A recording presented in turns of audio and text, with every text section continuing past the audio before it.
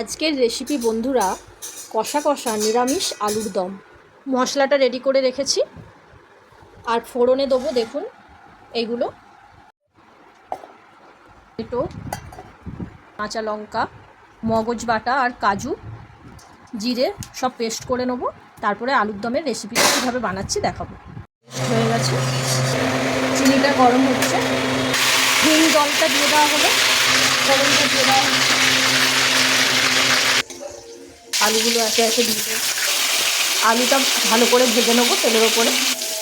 নুন দিয়ে দেবো, হলুদ, মশলাটা দিয়ে দিলাম, ভালো করে কষিয়ে নেবো।